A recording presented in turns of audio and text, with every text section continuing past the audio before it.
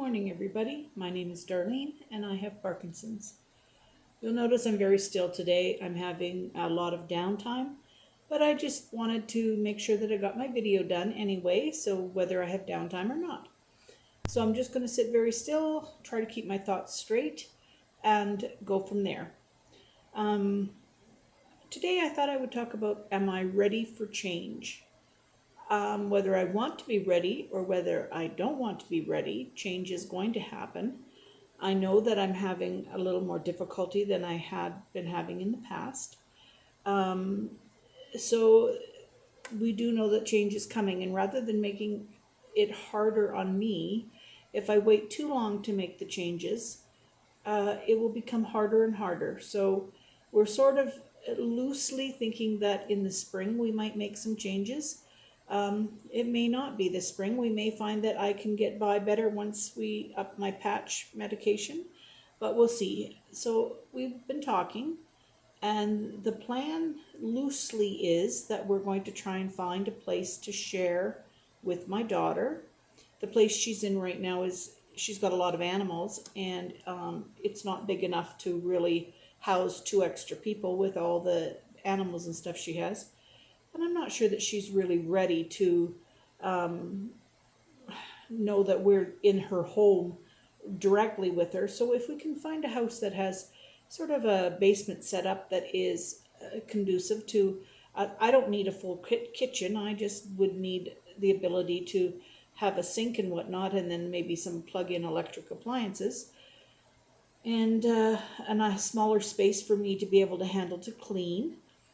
And then she'd still have all her own space and whatnot. So we're going to maybe think about keeping our eye open and maybe in the spring looking for something like that.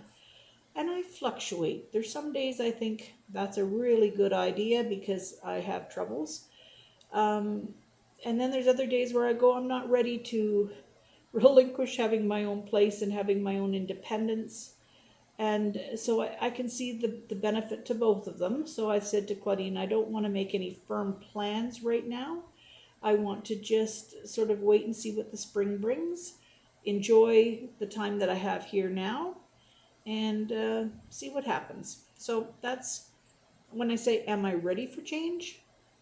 I'm not really ready for it. I know it's going to happen. And so like for me, change, like even if I change where I'm, my little area here where I'm sitting, if I even change where things are, I kind of get confused, and I don't want that to be the case where, you know, I make mistakes with my medicine, and it's better if she's sort of handy for that. I like to keep as much independence as I can, but I just know that maybe I'm getting to the point where I might need to have a little extra help. Anyway, I do have a story, and before I forget what my story is, I want to tell it. Um, and I really don't even know why this struck me as funny as it did, but anyway, that's just my sense of humor, I guess. But we went in to get a passport. This was a couple of years back before we moved back to Calgary.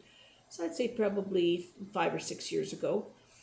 And just to put it in perspective, I'm 64 now, so I would have been about 59 at the time. So anyway, we went in to get a passport. We went into the government office in our small town, and there was just I called him a young whippersnapper. There was just a young boy that was behind the counter, probably early 20s. And we went in. Now, my husband was born out of the country. He was born in Scotland. So he went in. I was born in Canada. So I went with my Canadian birth certificate, and he went with his citizenship papers and his birth certificate from the other country and whatnot, and in we went. He had no problems. He just turned his stuff over and bing bang, sending it away. Everything's good. I am born within Canada. I went to turn my birth certificate over, and he took a look at it, and he said, well, this isn't an accurate birth certificate. And I said, well, yes, it is. That's my birth certificate. And he goes, well, the number on here is number 636. He said, the numbers are like there's 13 digits or something in the numbers on a birth certificate. And mine is like a hand type thing. You can see where the typewritten letters aren't even all in a straight line. And I said, well, but it's got the seal on it, like where they put the embellished seal right onto it. And I said, well, this is what my parents were given when I was born. And I said, it has been the only birth certificate I have ever had I've turned it in for driver's licenses. I've had passports in the past. This is my birth certificate. And he goes, well, you can understand that in the year that you were born, you weren't the 636th person born in Canada. And I said, well, of course not. I mean, I understand that. But I said, I might have been the 636th person who got a birth certificate out of that particular office in a small town in Manitoba. That's possible. But I said, it doesn't really matter. He said, well, we'll have to send away for another birth certificate with the other proper number. And I said, well, you can send away all you want for birth certificate. They're going to give you the same number. They're not going to give me a different number. This was the number that was assigned to me. But anyway, he looks at it again. Now, I've carried it in my wallet for years, so it's wrinkled and it's kind of creased up and whatnot. But anyway, he took a look at it and he goes, well, I have seen older birth certificates, but not many. It's like, I'm 59. Like, what do you mean? Oh, I realized he was just talking about the age of the paper because it was all creased and folded. But he made me feel like I was older than salt or something. So I said to him, I said, well, tell you what we'll do. I said, we'll send away my application for the passport with this birth certificate. And if they won't accept it there, then they won't send me the passport. And they will tell me I need a different birth certificate. And we'll see what happens. They sent me my passport without any questions with my birth certificate.